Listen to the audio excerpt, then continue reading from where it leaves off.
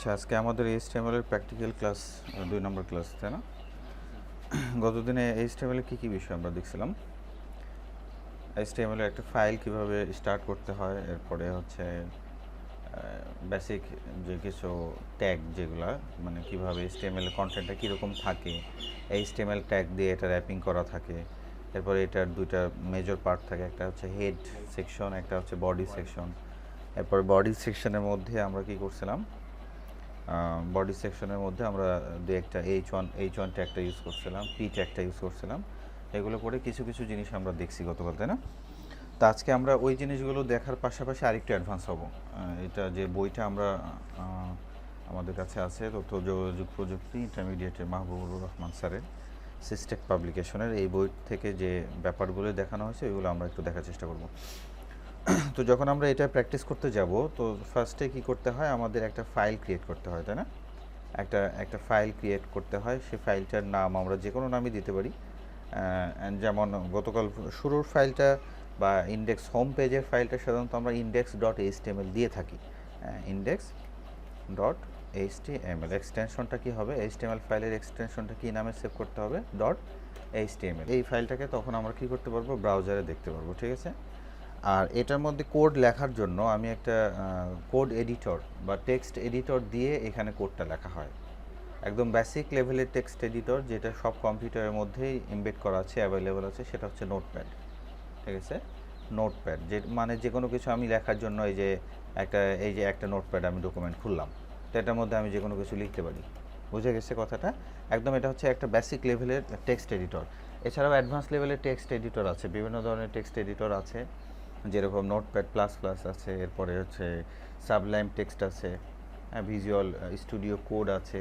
যখন আমরা প্রফেশনাল কাজ করব তখন বিভিন্ন ধরনের এরকম মানে নাইস কোড এডিটর আছে। সেই ওই কোড এডিটর এবং একদম বেসিক লেভেলের যে নোটপ্যাড, এটার মধ্যে পার্থক্য হচ্ছে যে নোটপ্যাডে কোনো সাজেশন দেয় না আমাকে, কী করে না, কোনো সাজেশন দেয় না। বাট অ্যাডভান্স যে এডিটরগুলো আছে সেটা আমি HTML এর কিছু একটা লিখতে গেলেই ও আমাকে সাজেশন দিবে। এই জন্য মানে একদম বিগিনার্সদের জন্য ওই অ্যাডভান্স লেভেলের এডিটরটা ভালো না। কেন? ওরা সাজেশন দিয়ে দিচ্ছে, ওইটা আমি আর মেমোরাইজ করতে পারতেছি না, আমার মাথায় ঢুকতেছে না। এই জন্য একদম নোটপ্যাডে যদি করি, একদম মুখস্থ, মানে আমার মাথায় যা আছে ওইটাই আমার লিখতে হবে, অন্য কিছু আমি লিখতে পারবো না। এই জন্য শুরুতে আমরা কি করব, নোটপ্যাডটাই ইউজ করব। হ্যাঁ, ওকে। তো এই ফাইলটাকে আমরা ফার্স্টে ওপেন উইথ নোটপ্যাডে আমি ওপেন করে নিলাম, ঠিক আছে? তো আমাদের দেখার স্বার্থে আমি এটা একটু বড় করে নিচ্ছি, ঠিক আছে? ওকে। এখন আমরা গতকাল যেটা দেখেছিলাম যে HTMLটা হচ্ছে বেশ কিছু ট্যাগের সমষ্টি, রাইট? এই ট্যাগটা কি থাকে, জোড়ায় জোড়ায় থাকে, অধিকাংশ ট্যাগগুলো জোড়ায় জোড়ায় থাকে। এটার একটা স্টার্ট ট্যাগ থাকে, একটা ইন ট্যাগ থাকে। আবার কিছু কিছু ট্যাগ আছে সেলফ এন্ডিং ট্যাগ বলি, সেটা হচ্ছে মানে শেষের ট্যাগ থাকে না, শুরুর একটাই ট্যাগ থাকে, মানে সে নিজেই নিজেকে মানে ইন করে দেয়, এরকম একটা ব্যাপার আর কি। হ্যাঁ, ওগুলো আমরা হয়তো আজকে কিছু দেখবো আমরা। তাই HTML নামক একটা ট্যাগের মধ্যে আমার পুরা ডকুমেন্টটা কি থাকবে, HTML ডকুমেন্টটা র্যাপিং করা থাকবে। এবং স্টার্ট ট্যাগ এবং ইন ট্যাগের মধ্যে ডিফারেন্সটা আমরা শিখেছিলাম যে একটা ট্যাগ কি থাকে, ট্যাগের একটা কিছু কন্টেন্ট লেখা থাকে, মানে ট্যাগের যে স্ট্রাকচারটা, এবং সেটা একটা অ্যাঙ্গেল ব্র্যাকেট দিয়ে অ্যাঙ্গেল ব্র্যাকেটের মধ্যে থাকে। এটা হচ্ছে স্টার্ট ট্যাগ। এবং ইন ট্যাগের ব্যাপারটা হচ্ছে যে এই স্টার্ট ট্যাগটার মতোই, বা এখানে একদম শুরুর দিকে একটা ফ্রন্ট স্ল্যাশ থাকে, ফ্রন্ট স্ল্যাশ থাকে, ঠিক আছে? এই স্ল্যাশ দিয়ে তখন আমি কি করি, এই HTML ট্যাগটা এভাবে শুরু হয় এবং এভাবে শেষ হয়। এর মধ্যে যত ট্যাগ আছে সব কিছু আমি এটার মধ্যে দিব, ঠিক আছে? ওকে। তো এটা একটু করে নিই। আচ্ছা, তো এরপরে আমরা লিখতেছি কি, হেড ট্যাগ, ঠিক আছে? হেড ট্যাগ থাকবে। এরপরে এর নিচে আমরা দিব হচ্ছে বডি ট্যাগ। এই জিনিসগুলো একটু একটু যেন মাথায় থাকে। হ্যাঁ, বডি ট্যাগ বোঝা গেল? এটা একেবারে মানে বেসিক একটা স্কেলেটন, মানে একদম বেসিক লেভেলের একটা স্কেলেটন আমরা তৈরি করলাম, ঠিক আছে? ওকে। এখন এই যে বডি ট্যাগের মধ্যে আমরা অন্যান্য অনেক ট্যাগ আমরা গতকাল দেখেছিলাম যে আমরা H1 একটা ট্যাগ দিয়ে আমরা কি করলাম, H1। হ্যাঁ, তো যে কোনো ট্যাগটা যখনই আমি লিখবো, সেটার স্টার্ট ট্যাগটা যখন লিখবো, ইন ট্যাগটা আগে লিখে নিব, তাছাড়া পরবর্তীতে আমাদের মানে কোডিংয়ে মিসিং হওয়ার সম্ভাবনা আছে, ঠিক আছে? Welcome to HTML second class. বুঝে গেছে?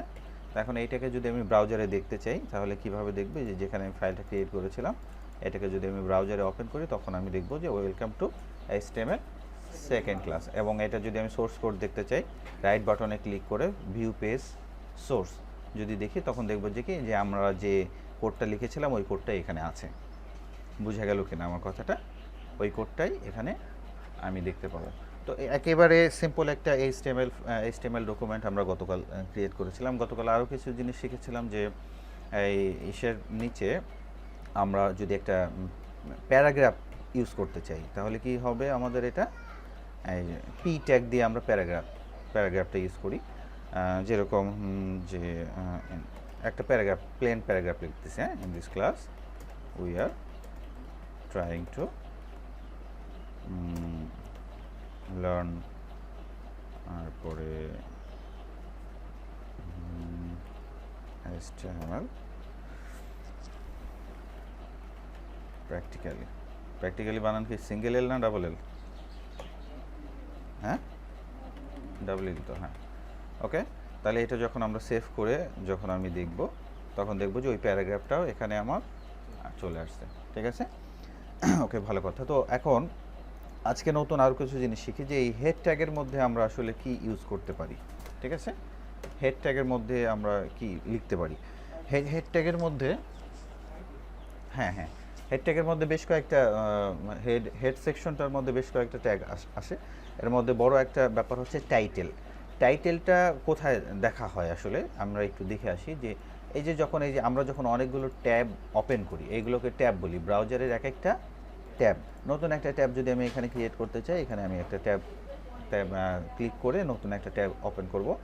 সাপোজ খেয়াল করে দেখো আমি অনেকগুলো ট্যাব ওপেন করছি না, এই যে ট্যাবগুলো আমি ওপেন করছিলাম এই ট্যাবগুলো থেকে এই যে উপরে লেখা আছে জাস্ট index.html, এখানে লেখা আছে index.html, এখানে লেখা আছে কি দেখো তো, এই যে প্রথম আলো বাংলার নিউজ পেপার। হ্যাঁ, এই ট্যাবটা দেখে বোঝা যাচ্ছে না এই ট্যাবটা প্রথম আলো ট্যাব? এইটা দেখে কি বোঝা যাচ্ছে যে এটা কাদের ট্যাব? এটা বোঝা যাচ্ছে না। তোমরা কি এখান থেকে দেখতে পারতেছো সবাই?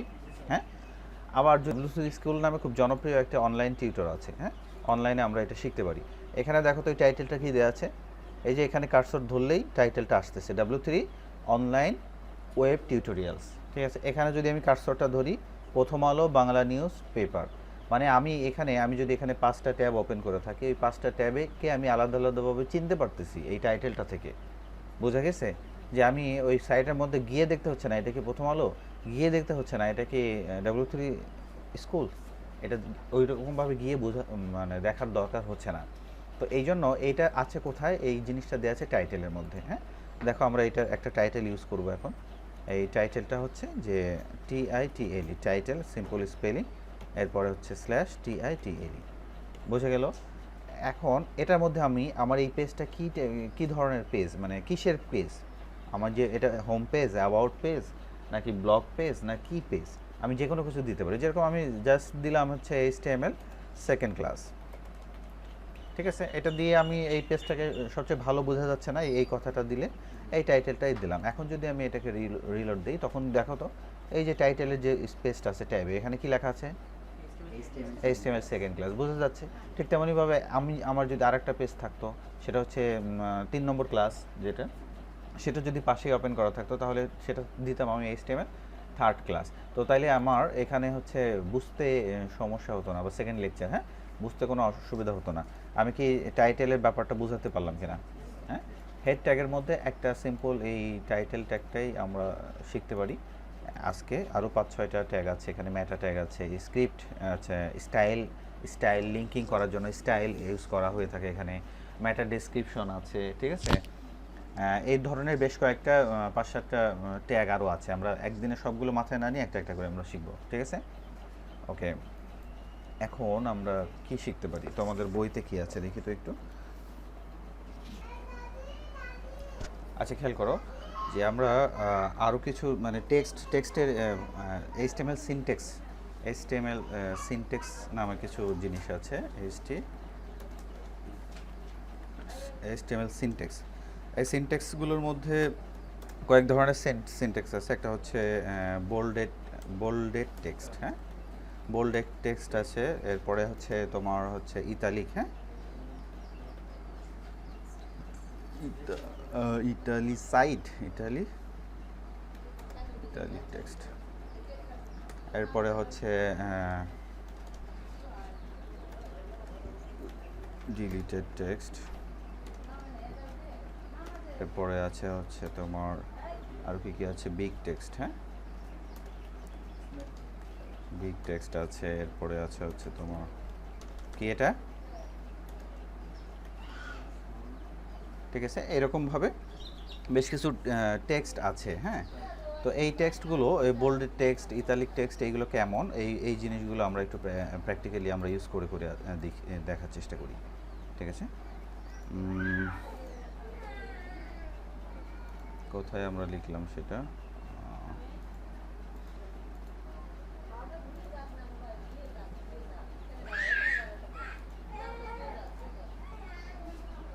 আচ্ছা এই যে in this class we are trying to learn HTML practically, এটা যখন আমি ব্রাউজারে দেখছিলাম তখন এটা কেমন দেখা যাচ্ছিল, in this class we are trying to learn HTML practically. এখন এখানে আমি চাচ্ছি যে এই যে এইচটিএমএল কথাটা আছে এটাকে একটু বোল্ড আকারে থাকুক, মানে একটু মোটা হোক, তখন আমি কি করি, বি নামক একটা ট্যাগ ইউজ করি, কি ট্যাগ, বি, এই এইচটিএমএলটাকে তখন আমি এই বি নামক একটা ট্যাগের মধ্যে আমি জোড়ায় দেব, বুঝে গেছে।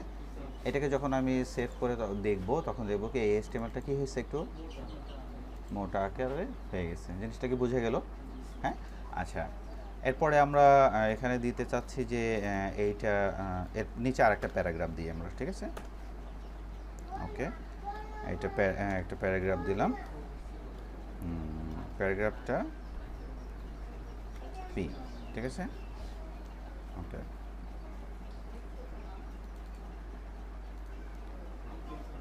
তাহলে আমরা এখানে দিচ্ছি যে দিস ইজ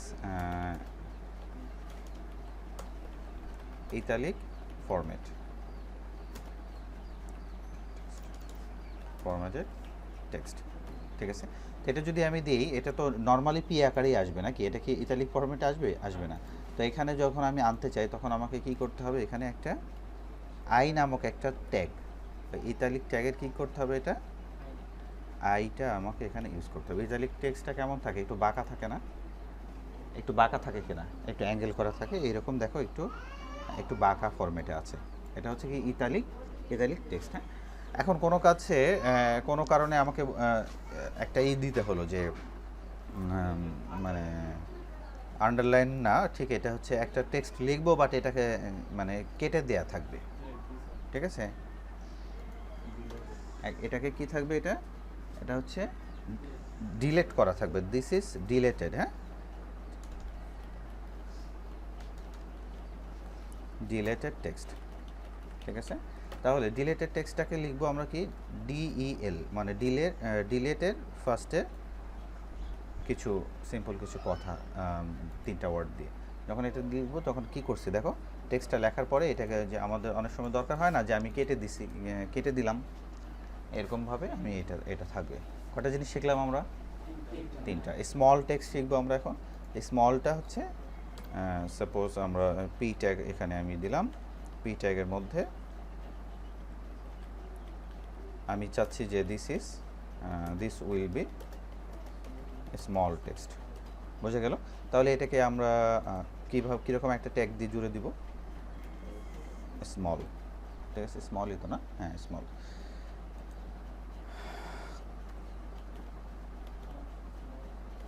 ঠিক আছে, অবশ্যই সেভ করে নিতে হবে দেখার আগে।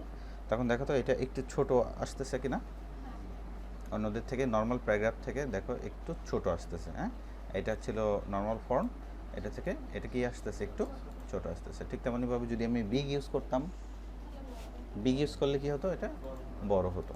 এটা একটু আমরা দেখি যে এটা কপি করে নিই। অনেক সময় আমরা কোড একটু কাজ কমানোর জন্য তখন কি করি, আমরা একটু কপি করে নিই, হ্যাঁ আচ্ছা এটা হচ্ছে বিগ, হ্যাঁ বিগ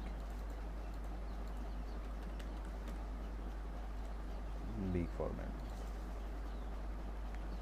বিগ টেক্সট, এটা যখন আমি দেখব তখন দেখব কি এটা একটু বড় হচ্ছে। এতটুকু ব্যাপারগুলো আমরা ক্লিয়ার বুঝতে পারলাম কিনা? ঠিক আছে। আচ্ছা, তো এখন এখান থেকে আজকে কিন্তু আমরা অনেক কিছুই নতুন আইডিয়া পেলাম যে কিভাবে একটা প্যারাগ্রাফের মধ্যে নির্দিষ্ট একটা ইটকে আমি বোল্ড করতে পারি। ঠিক আছে, নির্দিষ্ট একটা লাইনকে কিভাবে কেটে দিতে পারি, ইতালিক করতে পারি, এগুলো প্র্যাকটিক্যালি আমাদের অনেক দরকার হবে। একটা লাইন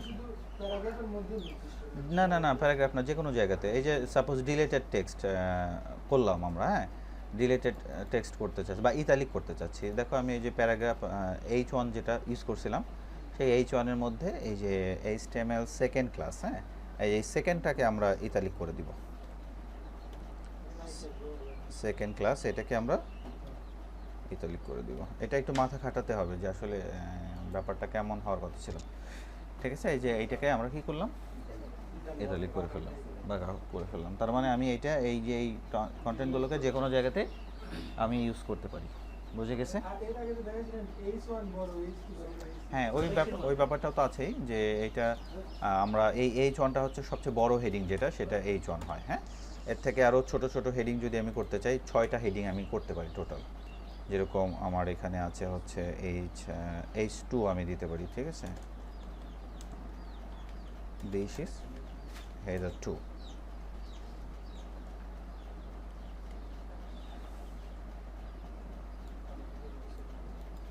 এটা যদি আমি দেখি তাহলে কি করব, দেখবা যে এটা থেকে একটু ছোট আসতেছে হেডারটা। হ্যাঁ, এটা সর্বোচ্চ 6টা করা যায়। হ্যাঁ হ্যাঁ, এটা কি H3 দিলাম আমরা, H3 এখানে 3 ইউজ করলাম। তখন দেখবো ওইটা থেকে আরেকটু ছোট। এভাবে ছোট করতে করতে করতে করতে কত পর্যন্ত আছে, টোটাল 6টা পর্যন্ত এটা আমি করতে পারি। যেরকম একদম 6 নাম্বারটা দেখি, আমার যখন যে ধরনের হেডার দরকার হয়, অনেক সময় আমার একটা পেজের মেইন হেডার দিব, অনেক সময় আমি দিস ইজ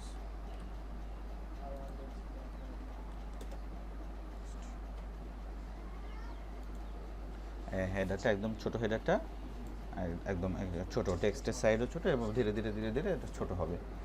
বোঝা গেছে কিনা? হ্যাঁ, তাহলে আমরা দেখলাম যে হচ্ছে ইসের কি বলে এটাকে, যে হেডারের যে 6টা হেডারের টাইপ, হেডার 6 ধরনের হেডিং আমরা ইউজ করতে পারি, সেটা কিভাবে করতে হয়।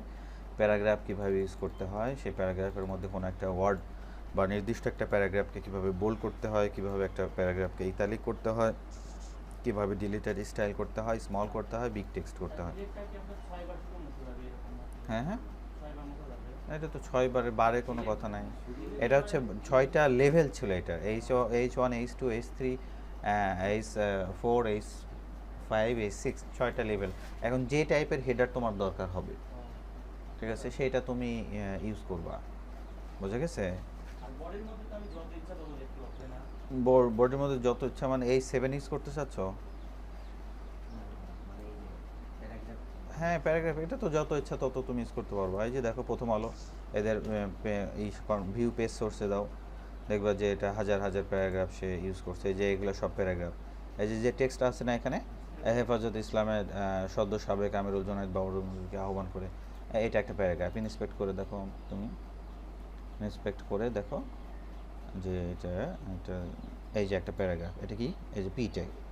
ঠিক আছে, এই পি ট্যাগের শুরু, এই পি ট্যাগের শেষ। পি ট্যাগটাকে আরও ক্লাস দিছে, ক্লাস দিয়ে এটাকে স্টাইল করার জন্য ক্লাস দিছে। মানে স্টাইল করতে হয় সেটা আমরা এখনও শিখি নাই, এটা আমরা তোমাদেরকে শেখাবো। ঠিক আছে, যে কীভাবে সেটাকে স্টাইলিং করতে হয়। তো এটা একটা প্যারাগ্রাফ। আবার দেখো এই যে এটার মধ্যে যাও, এটা একটা টাইটেল হবে। এই যে H2, এটা কি H2টা এখানে ওরা ইউজ করছে। বোঝা যাচ্ছে? তোমরা দেখতে পারতেছো এই যে H2। হ্যাঁ, ঠিক তেমনইভাবে এই যে এই টাইটেলটা কেমন, এটাও H2 ইউজ করছে ওরা। হ্যাঁ, তো যখন যেটা তার প্রয়োজন হবে তখন সেটা ইউজ করবে। বোঝা গেছে? এটা যখন পেজের মধ্যে যখন যাই তখন দেখি এটা কি ইউজ করছে তারা, এটা H1 ইউজ করছে। বোঝা যাচ্ছে এটা বড় না, প্রথম পেজ থেকে একটু বড়। দেখো এটা H1 ইউজ করছে তারা। ঠিক আছে, তার মানে আমরা যে জিনিসগুলো শিখতেছি মূলত ওয়েব পেজ, ওয়েব ডিজাইনগুলো এই ধরনের এই ব্যাপারগুলো নিয়েই কাজ করা হবে। হ্যাঁ, এক একটা ওয়েব পেজ। হ্যাঁ, HTML সাথে সাথে আরও অনেক কিছু লাগে, মানে একদম ফান্ডামেন্টাল ব্যাপার হচ্ছে HTML। বুঝে গেছে। একটা বিল্ডিংয়ের সাথে যদি আমি তুলনা করে থাকি, তো একটা বিল্ডিংটা আমি অনেক সুন্দর করতে পারি, বাট বিল্ডিংটা তো আগে ইট বালি সিমেন্ট দিয়ে আগে দাঁড়াতে হবে, স্ট্রাকচারটা দাঁড়াতে হবে। আমরা এই এইচটিএমএলকে কল্পনা করতে পারি ইট বালি সিমেন্টের সাথে, ঠিক আছে। এরপরে এটাকে কি কালার দিব, ঠিক আছে। এরপরে হচ্ছে এইটার কোনটা একটু এক্সটেন্ড করা যাবে, হ্যাঁ, এটার সাথে একটা ওয়াল শোকেস থাকবে কিনা, এই যে যে ব্যাপারগুলো, এই ব্যাপারগুলো হচ্ছে সিএসএস এর কাজ। মানে সিএসএস দিয়ে এটাকে আরও নাইস করি, ঠিক আছে, এগুলোকে আরও সুন্দর করা হয়। এরপর আরও এক্সট্রা ফিচার, জাভাস্ক্রিপ্ট হচ্ছে এমন একটা জিনিস যেটার মাধ্যমে আরও এক্সট্রা ফিচার দেওয়া হয়। যেরকম এখানে রুমটার সাথে ফ্যান চলতেছে মনে করো, হ্যাঁ, এক্সট্রা একটা জানালা দেওয়া হলো যেখান দিয়ে বাতাস আসা যাওয়া করবে, হ্যাঁ, বা এখানে এসি লাগানো হলো, এই ব্যাপারগুলো হচ্ছে মানে জাভাস্ক্রিপ্টের সাথে চিন্তা করতে পারো। মানে ওয়েবের ক্ষেত্রে এভাবে আর কি, অর্থাৎ একদম ফাউন্ডেশন বা ফান্ডামেন্টাল যে ব্যাপারটা সেটা হচ্ছে এইচটিএমএল, ঠিক আছে। এটাকে আরও সুন্দর কালার কম্বিনেশন দিয়ে আর একটু সুন্দর করে সাজানোর ব্যাপারটা সিএসএস দিয়ে করা হয়। আর জাভাস্ক্রিপ্ট দিয়ে এটাকে আরও ইন্টারেক্টিভ করা হয়, হ্যাঁ, আরেকটু অ্যাডভান্স করা হয়, ইউজারের সাথে আরেকটু মানে তার কমিউনিকেশনের ধরনটা, ঠিক আছে, সে যেন ইউজার যেন একটা কাজ করে আরও বেশি মজা পায়, বা একটা কাজ করলো সেখান থেকে ইউজার একটা নোটিফিকেশন পেলো, এই ধরনের কাজগুলো করার জন্য আমরা জাভাস্ক্রিপ্ট ইউজ করে থাকি, ঠিক আছে। এরপরে এটাকে আরও ডাইনামিক ওয়েবসাইটে কনভার্ট করার জন্য তখন আমাকে কী করতে হয় মনে আছে, ডাইনামিক ইসের জন্য তখন একটা ডেটাবেজের সংযোগ করতে হয়, তখন আমার একটা প্রোগ্রামিং ল্যাঙ্গুয়েজের দরকার হয়, ঠিক আছে। শুধুমাত্র যারা এই এইচটিএমএল সিএসএস জাভাস্ক্রিপ্ট এটা শিখে যখন তো একজন মানুষ ওয়েব ডিজাইন করবে তখন তাকে ওয়েব ডিজাইনার বলা হয়। জাস্ট এই পোস্টের জন্য সফটওয়্যার ইন্ডাস্ট্রিতে বা ওয়েব ইন্ডাস্ট্রিতে জব পাওয়া যায়, তুমি কাজ করতে পারবা, এইচটিএমএল সিএসএস জাভাস্ক্রিপ্ট পারো, তোমার ডেজিগনেশন হবে আচ্ছা ওয়েব ডিজাইনার, ঠিক আছে। এর সাথে যখন তুমি একটা মানে প্রোগ্রামিং ল্যাঙ্গুয়েজ শিখতে পারবা, একটা হচ্ছে ডাটাবেস শিখতে পারবা, এবং সেগুলো নিয়ে যখন ডায়নামিক ওয়েবসাইট করতে পারবো তখন তো আমাকে বলা হবে ওয়েব ডেভেলপার, বোঝা গেছে। সেই ব্যাপারগুলো নিয়ে আরও যখন অ্যাডভান্স হতে পারবো তুমি, একটা সফটওয়্যার একটা সফটওয়্যার তুমি ডেভেলপ করতে পারবা, বা একটা সফটওয়্যার ইঞ্জিনিয়ার তোমাকে একটা প্ল্যান দিয়ে দিচ্ছে, সেই প্ল্যান অনুযায়ী তুমি ওই সফটওয়্যারটাকে তুমি কোড করে সাজাতে পারবা, একটা লেভেলে নিয়ে যেতে পারবো, তখন তোমাকে বলবো সফটওয়্যার ডেভেলপার, ঠিক আছে। আর একটা সিস্টেম তোমাকে জাস্ট সিস্টেমের রিকোয়ারমেন্ট বলা হয়েছে যে তুমি আমাকে এরকম একটা জিনিস লাগবে, আমার প্রতিষ্ঠান এরকমভাবে চলে, এটাকে আমি অটোমেট করতে চাই, ঠিক আছে। তো এরকম ক্লায়েন্ট তোমাকে একটা রিকোয়ারমেন্ট দিল, তুমি সেই রিকোয়ারমেন্টটা নিয়ে তুমি নিজে সেটা ডাটাবেজে প্ল্যান করতে পারো, নিজে সিস্টেমটা কীভাবে তৈরি হবে সব কিছু মানে প্ল্যানিং করতে পারো, সাজাতে পারো, ঠিক আছে। তখন তোমাকে বলবে সফটওয়্যার ইঞ্জিনিয়ার, বোঝা গেছে লেভেলগুলা, web designer, web developer, software engineer. এরপরে আরও ব্যাপার আছে, আরও স্পেসিফিক হওয়া যায়। কোনো ব্যক্তি শুধু ডাটাবেজ নিয়ে কাজ করবে, ডাটাবেজ অ্যাডমিনিস্ট্রেটর বলবে তাকে, ঠিক আছে। এই ডাটাবেজ তোমাদের একদম লাস্টের চ্যাপ্টারে এসকিউএল আছে, হ্যাঁ, ডাটাবেজ ম্যানেজমেন্ট সিস্টেম আছে, তো ওই চ্যাপ্টার শুধু ওইটা খুব ভালো পারে, হ্যাঁ, ওইটাতে সে বস। তো বিভিন্ন বড় প্রতিষ্ঠানের ডাটাবেজ অ্যাডমিনিস্ট্রেটর হিসেবে তাদেরকে নিয়োগ দেওয়া হয়ে থাকে। এরকমভাবে বিভিন্নভাবে এটা টাইপ আছে। তো প্রথমে আমরা চেষ্টা করব যে আমরা এই বইটা শেখার মাধ্যমে এই এইচটিএমএল চ্যাপ্টারটার মাধ্যমে আমরা ওয়েব ডিজাইনিংয়ের কিছুটা ফ্লেভার দেওয়ার চেষ্টা করেছি। এর পরবর্তী চ্যাপ্টার সি প্রোগ্রামিং, সেখানে গিয়ে প্রোগ্রামিংয়ের কিছুটা ফ্লেভার দেওয়ার চেষ্টা করেছে। এরপরেরটাতে গিয়ে ডাটাবেস নিয়ে কিছুটা ফ্লেভার দেওয়ার চেষ্টা করেছে। এই তিনটা চ্যাপ্টার কেউ যদি সুন্দর মতো পড়ে, তার যদি আগ্রহ থাকে এবং সে যদি নিজেও একটু প্র্যাকটিস করে, নিজেও আর একটু হার্ডওয়ার্ক করে শেখার জন্য, তো সে যেটা করতে পারবে যে একজন ওয়েব ডেভেলপার হয়ে যেতে পারবে। এখান থেকে একটা ওয়েব ডিজাইনার তো হয়ে যাচ্ছে এইচটিএমএল এই চ্যাপ্টারের মাধ্যমে, আরও কিছু জিনিস এক্সট্রা শিখে, আর প্রোগ্রামিং এবং ডাটাবেসটার মাধ্যমে সে একজন ওয়েব ডেভেলপার হয়ে যেতে পারবে। শুধুমাত্র একজন ওয়েব ডেভেলপার হিসেবে কোনো একটা কোম্পানিতে জব করলে 20,000-30,000 টাকা স্যালারি পাওয়া যায় এক্সপিরিয়েন্স দিয়ে। শুরুতে আরও কমে ঢুকতে হয়, হয়তো 15 থেকে 20-এর মধ্যে ঢুকতে হয়। সো এটাকে গভর্নমেন্ট মানে এমনি তোমাদের বইয়ের অন্তর্ভুক্ত করে নেই, অনেক কাজ আছে এটা, ঠিক আছে, এটার অনেক কাজ আছে। পুরো ফিউচারটা আসতেছে আইটির উপরে ডিপেন্ডেন্ট হয়ে যাচ্ছে, ঠিক আছে। আচ্ছা, যাই হোক, এগুলো তোমাদের একটু বুঝতে না মানে কষ্ট হলেও এগুলো একটু করবা। আর আমি যে কাজটা করলাম, এটা তোমরা এখন ফুল কাজটা একদম A to Z এটা করে এখন আমাকে দেখাবা, এরপরে যাবে।